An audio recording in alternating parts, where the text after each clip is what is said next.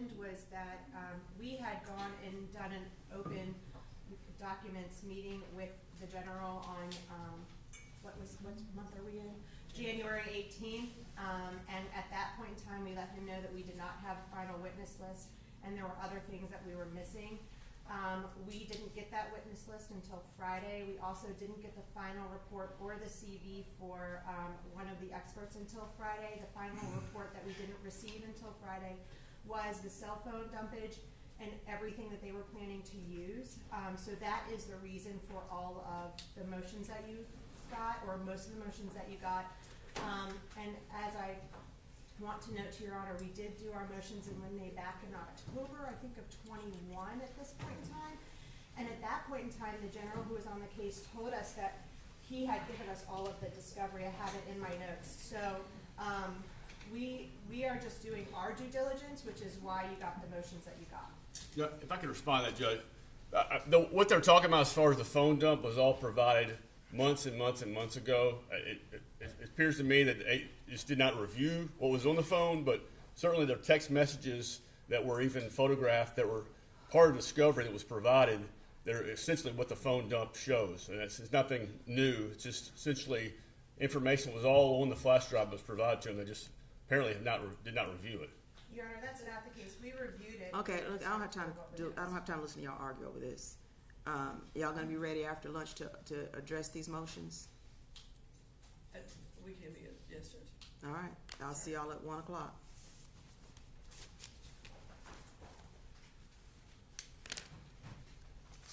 All right, I'm a couple of minutes early for the other docket. I just wanted to go ahead and address that matter since I have that set for trial, and we'll likely, I don't know what we're gonna do with it. I guess we'll see at 1 o'clock.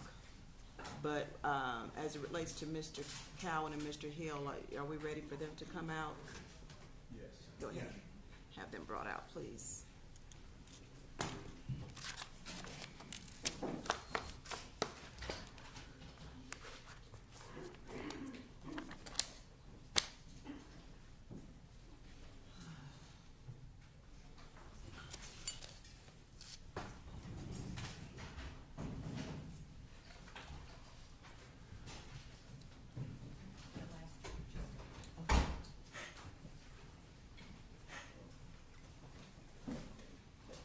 Okay. All right. Let's see. I believe on Saturday, the defense, Mr. Hill closed his proof, and Mr. Muckable, there was no proof on behalf of Mr. Cowan. Is the state gonna call rebuttal proof? No, Your Honor. Okay, so are we ready with closing arguments? Yes, Your Honor. I have two, well, not two, one. Related to the jury charge, I noticed this yesterday reviewing the instructions, and we would request, because Mr. Hill is not alleged to have facilitated anything, the proof is pretty clear that the state's position is he's the shooter. So I think that's a bit confusing. What page are you looking at? This may be not the Well, most yeah, updated version, but 7 or 8. It starts right behind second, is where facilitation is thrown in there. Okay. And that clearly does not apply to Mr. Hill. And so it from my perspective, is a little bit confusing, and I would just ask the court to either type in there that this particular charge has no application to Mr. Hill, because I think it could be confusing that they can disregard that. All of the proof centered around, from the state's perspective, even from the state's own perspective, that there's no evidence that Mr. Hill was a facilitator of anything, and that could only apply to Mr. Cowan. Okay. Does the state care to be heard? The state would submit that the law requires any time, pretty much, that there's more than one defendant, that facilitation be given as a lesser included offense. And for that matter, it would be within the jury's prerogative at this point for them to find that Mr. Cowan was the shooter. We will not know that because they don't have to specify that in their verdict. So I think that the law would require that to be a lesser as to both defendants. Because otherwise the court would be going down the path of comment upon the facts. Yeah.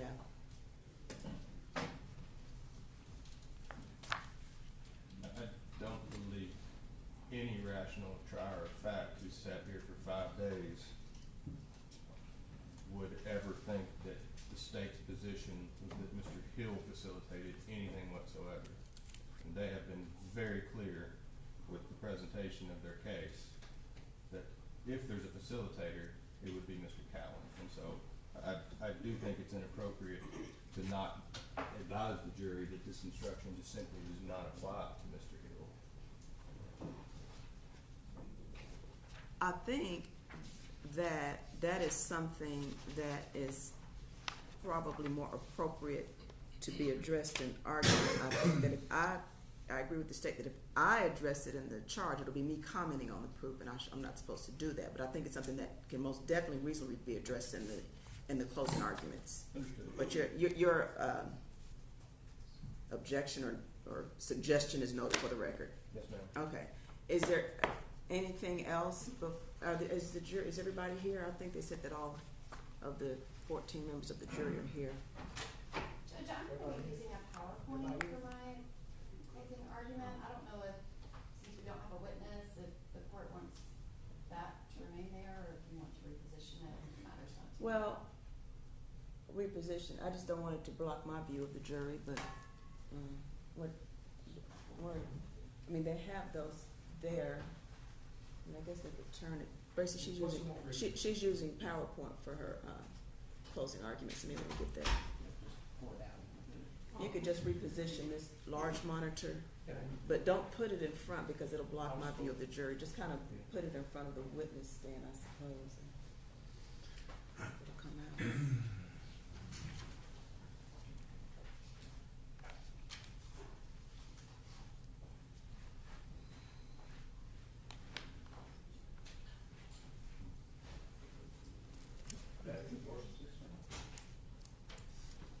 Are they here?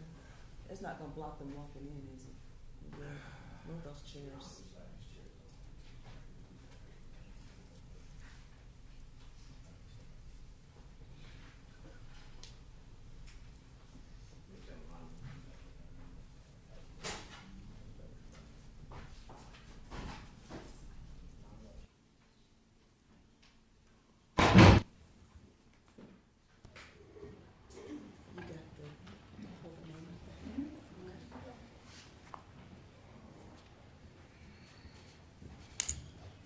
Computer's not coming up.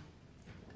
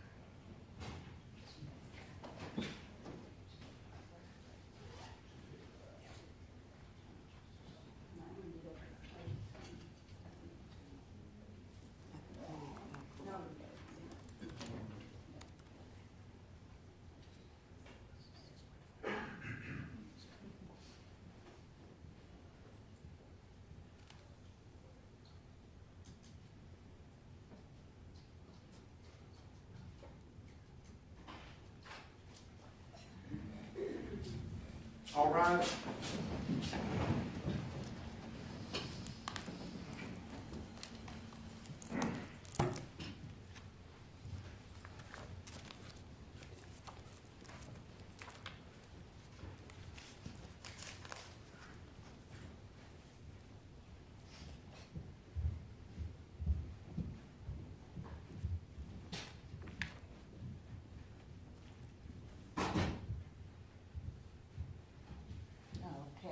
may all be seated. Let the record reflect that all of the members of the jury hearing the trial of the state of Tennessee versus James Cowan and Devaunte Hill are present in the courtroom on Monday, January 30th of 2023. And I hope everybody was able to rest at least one day, a day and a half.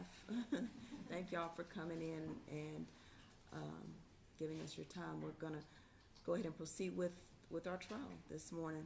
Okay, I believe that on Saturday, counsel from Mr. Hill closed your proof. Is that accurate? Yes, ma'am. And then Mr. Munkabo, no proof on behalf of Mr. Cowan. Yes, Your Honor. Is there any rebuttal proof on behalf of the state? No, Your Honor. Okay. Are we ready to proceed with closing arguments? Yes, Your Honor. Is the defense ready to proceed? Yes, Your Honor.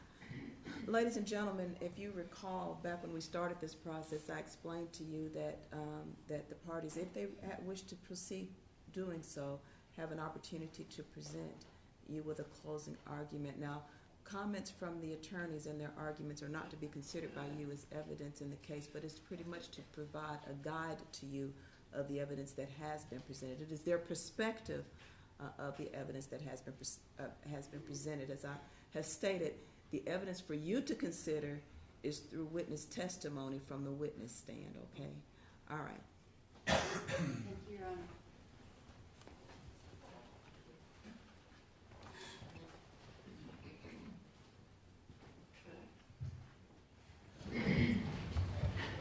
Ladies and gentlemen, this case is about Caitlyn Kaufman, the 26-year-old nurse who was driving from her apartment in Lebanon, Tennessee to her job at St. Thomas West.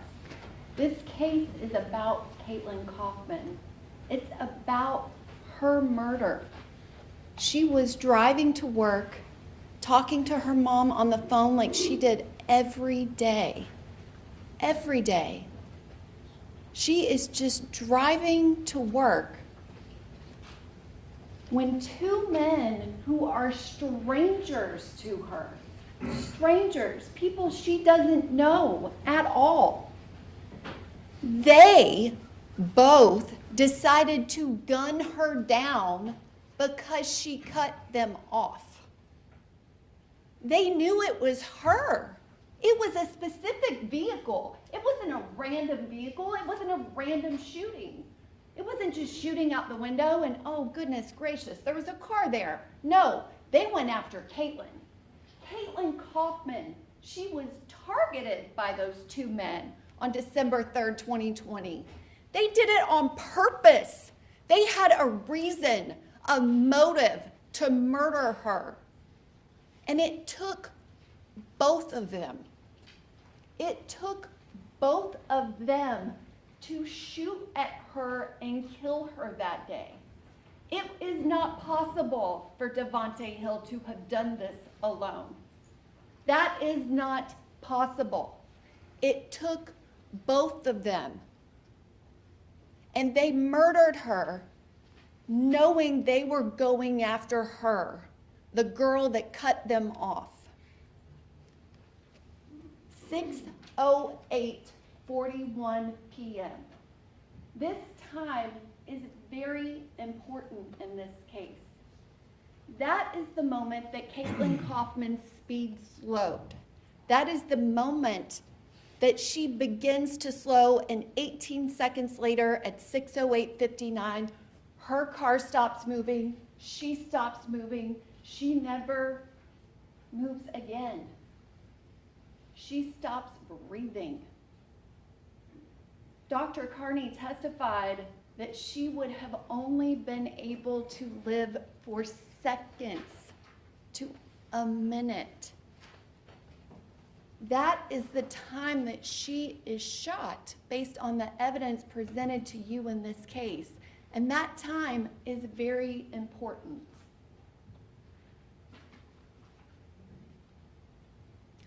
At the beginning of this process, we talked a lot in jury selection about the law that Judge Dalton will be giving you after closing arguments. The law is very clear. It is not ambiguous in any way. You must begin with the indicted offense. You must begin with it.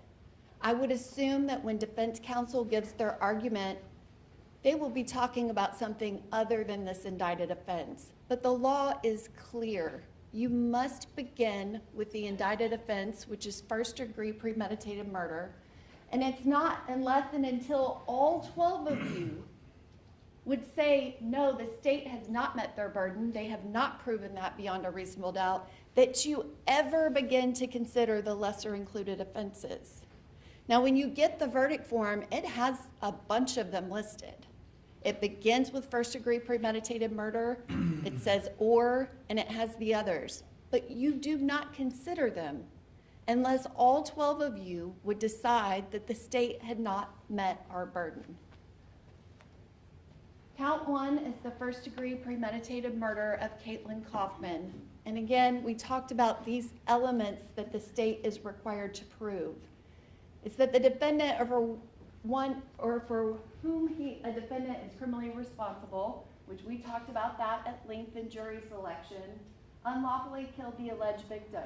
Because it's not just the principal, it's also the other person that is criminally responsible for them.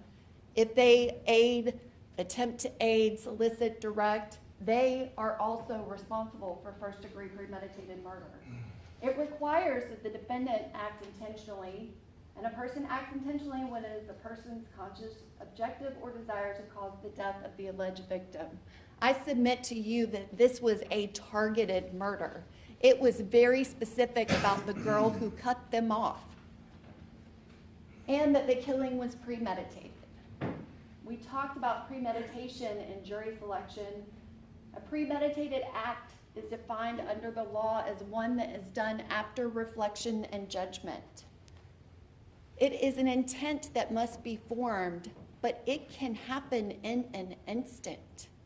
There is no specific amount of time, and we talked about that concept of when you get to that yellow light, and are you gonna slam on the brakes or are you gonna hit the gas and go right through it? It's that quick that you can make that assessment. That reflection and judgment has no specific time. No specific time at all. And it can happen very quickly. It just means that you decided to do something and you decided. You had that thought and you decided to do it. We don't have one shot in this case, not 2 shots, not 3 shots. We have a minimum of 6. Minimum. Up to 17. But a minimum of 6 shots directed directly at Caitlyn Kaufman. Now, when you get the jury instruction, this definition of premeditation is lengthy, and it does address whether or not the person is sufficiently free from excitement and passion. And when you talk about excitement and passion as it relates to premeditation, that relates back to one of those lesser included offenses. A lesser included offense that you do not consider until you have determined that premeditation does not exist. That passion and excitement requires adequate provocation by the victim. It requires that Caitlyn Kaufman did something to deserve to be shot and killed. I submit to you the evidence in this case, you do not have any of that. She cut them off. Mr. Hill's testimony on Saturday was that he didn't even think she saw them. He doesn't think that was even intentional by her. But cutting someone off is not adequate provocation ever, no matter what the circumstances were. So when you're reading this definition, keep in mind, any situation, there is going to be some amount of excitement. When you are firing a gun over and over and over and over and over again at someone, that does not prevent you from having the reflection and judgment to decide to pull that trigger every time. You decide to pull the trigger again and again and again and again and again. I want to talk first about the shooter. We have a shooter and a driver. It took both of them. Mr. Hill has admitted to you that he is the shooter. He has admitted that to you and said that he did it. Before this week, he also admitted it to Jacquez Merrill Odom, his childhood friend. He told Gucci that he effed up, that he did this. And he was very specific that he said that they were on the interstate and a car that had got on the interstate almost wrecked into them. He was very specific about that statement. That was what he testified to in the trial this week, and he even specifically said that it was at the point that they were merging. The car was getting on the interstate. It was at the point that they were merging. I want to go over the factors related to premeditation because, again, Mr. Hill has admitted to you that he is the front seat passenger, he is the shooter. He shot all of those rounds at Caitlyn Kaufman, and he did this. And when you're considering premeditation, there are specific factors that you can consider, and one of those is that he chose to use a deadly weapon. The deadly weapon that he chose to use in this case is that Springfield XD 9mm handgun.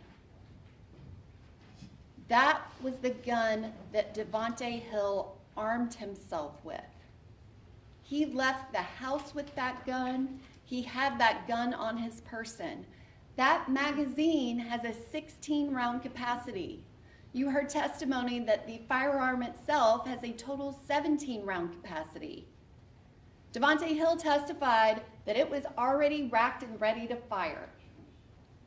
He armed himself with that weapon. And there are at least 6 shots fired. At least 6 shots that are fired directly at Caitlyn Kaufman. Devaunte Hill's testimony was that when he got into the car, he put that gun on his lap. He wasn't holding it in his hand. He said several times he had to pick it up. He had to pick it up. He picked the gun up, and at that point, he's going to have to roll down the window, but he is deciding to fire that gun at least 6 times. At least 6 times. He said he did not remember how many times he fired the gun at her. And he didn't remember how many bullets he had in there. But it's at least 6. He is pulling that trigger over and over and over again.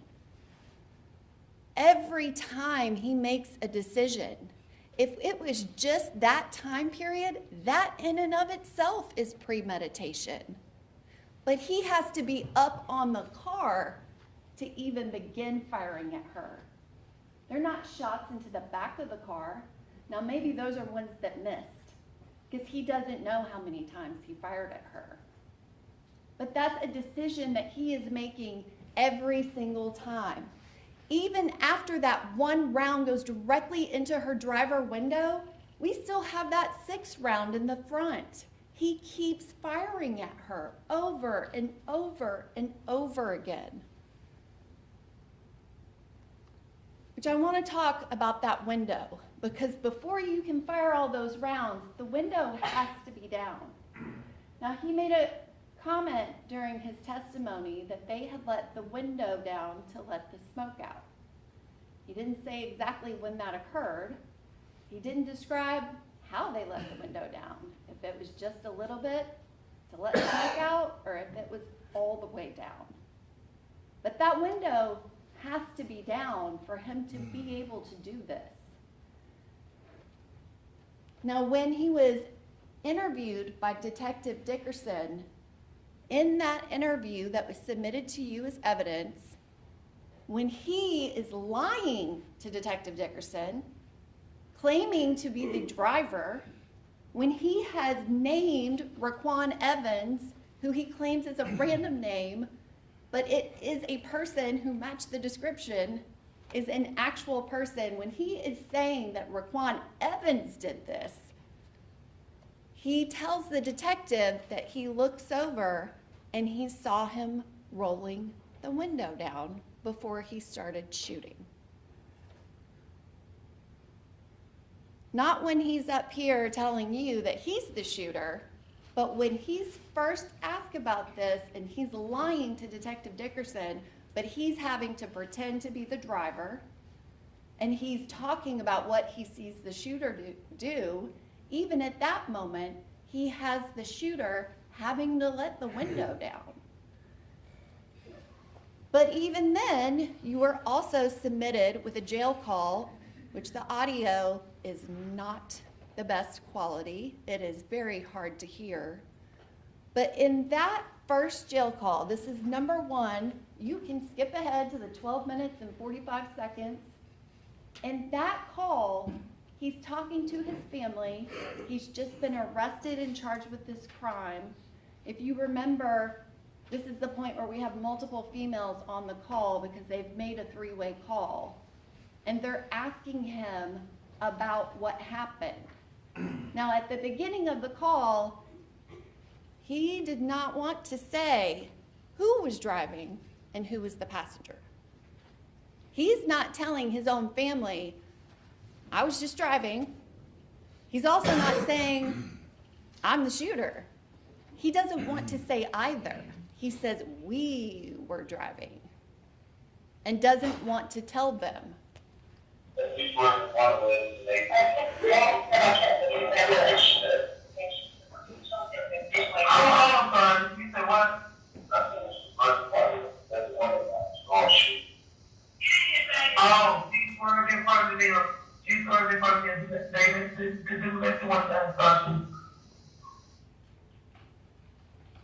This is right after the arrest. He's just described the same thing to Detective Dickerson. He's talking to his family, and he says the window had to be let down. When you're thinking about those moments of premeditation, which I submit to you that the premeditation begins well before that, and we'll get to that, but just in the moments of the shooting itself, he said that he picked up the gun. He had to pick it up. He made that decision. He knew he was shooting at the girl who cut them off. He also told you that Mr. Cowan had smashed the brakes, smashed on the brakes.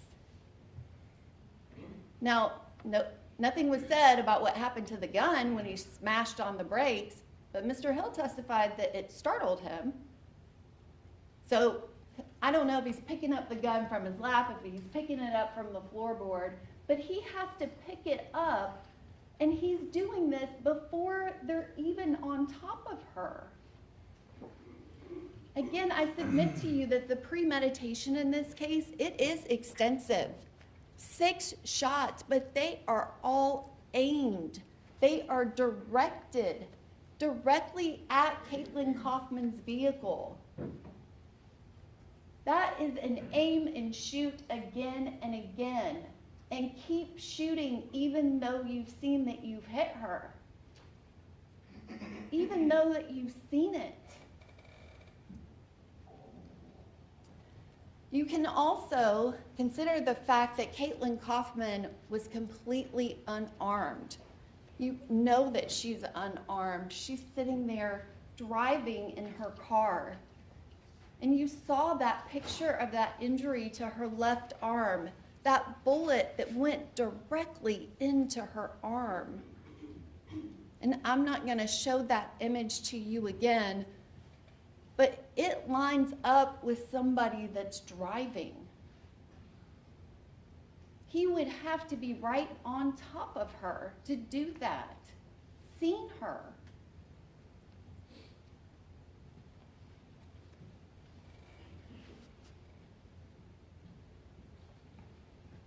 He fired directly into her driver window, and he kept firing, kept aiming at her driver window. after that bullet went through, the one that struck and killed her. You can also consider the failure to render aid to the victim. No one called 911. No one stopped. Devaunte Hill didn't call anyone. He didn't stop. James Cowan, who Devaunte Hill claims knew nothing of this, he didn't stop. He didn't try to help her. You heard from Detective Dickerson, they didn't get calls that anyone saw this. There's no eyewitness. They were the only ones that knew what they did to her. And I submit to you that Mr. Hill's testimony, he actually made a comment that afterwards they had to sit and marinate on it. He also claims at that point he didn't know that he had killed her, but him and Cowan have to sit and marinate on it. I submit to you that Mr. Hill that fired those shots directly into that car, he knew exactly what he had done. They're marinating on, we just shot and killed someone. That's what they're marinating on. Evidence of motive. Again, we've gone over this. He gave a very clear motive. She cut them off. He targeted her because he was mad, which she cut James Cowan off. He's the driver. He's the one that smashes the brakes. Mr. Hill said that he didn't say a word, not one word, didn't say anything. But Mr. Hill is so upset, he wants to gun her down. That is a motive. The state doesn't have to prove motive, but there is one. He told Mr. Merrill Odom that he did it because she almost wrecked into them when she got on the interstate.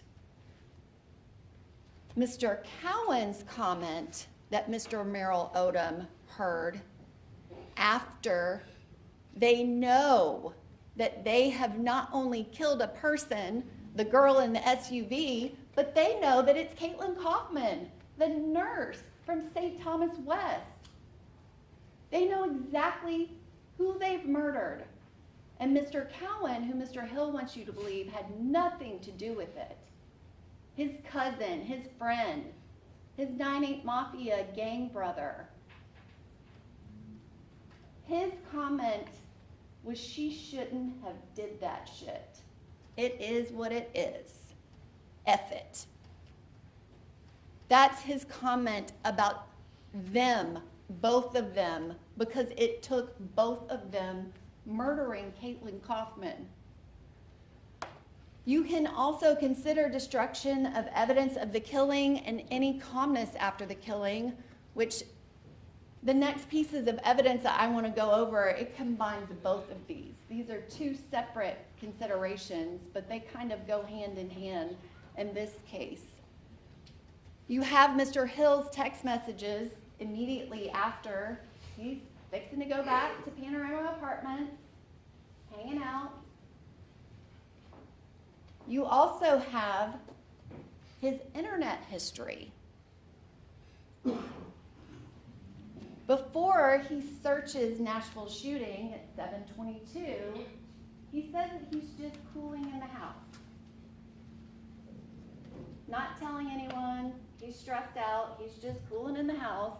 And he searches Nashville shooting an hour and a half before Officer Brian Thompson even discovers Caitlyn Kaufman. He's already searching for it. And no one other than the two men responsible for it know that Caitlyn Kaufman is dead. And he is already searching for it, which his comment was immediately after they marinated on it for a minute.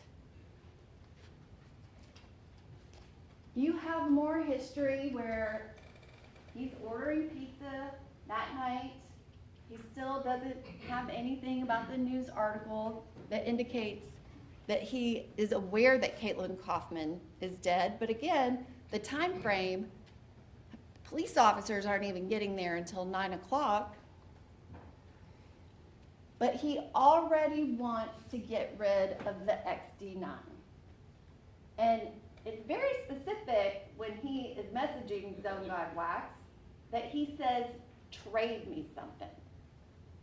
Trade me. Not let me sell you, let me give you, get rid of this. He wants to trade. That's at 1:16 a.m. But also, he's messaging, asking who's got some 9 shells. I submit to you, we talked about direct and circumstantial evidence and how the law considers them the same. This is circumstantial evidence that he fired every bullet he had at Caitlyn Kaufman. He doesn't ask one person, he asks 2 people. Where can he get some 9 shells? Now, Jacques Merrill Odom testified that he unloaded that gun when he took it up to the hospital because his plan was to give it to Caitlyn's mother. And the officers that responded, Officer Rosenfeld said that when he got there, he found the gun. I will say glove compartment, center console, can't explain that. He knew that he had put it in the glove compartment, which he believed was the center console. That's where the bullets were. Who knows if it didn't fit, how that worked. He had them separated. But that gun was unloaded, and there were 13 9mm shell casings, cartridge casings in the center console. He calls them shells. Our witnesses refer to them as cartridges. You also have where he is searching the news, and again, searching, looking for this story. It's not until 2:22 that he sees that news story. And right after, at 2:42, again, he's just cooling in the house, listening to some music. He's read the news story. It doesn't say they have any suspects. Calmness after the killing. There was no evidence presented to you of anything but calmness. Now, Mr. Hill said that he was having a hard time coping with it. But December 5th, 2 days later, you have the messages that they're turning it up for Duty's birthday. Now, Duty's birthday was on December 1st, days before. They have this planned birthday party celebration. We have multiple messages that they're going to turn it up for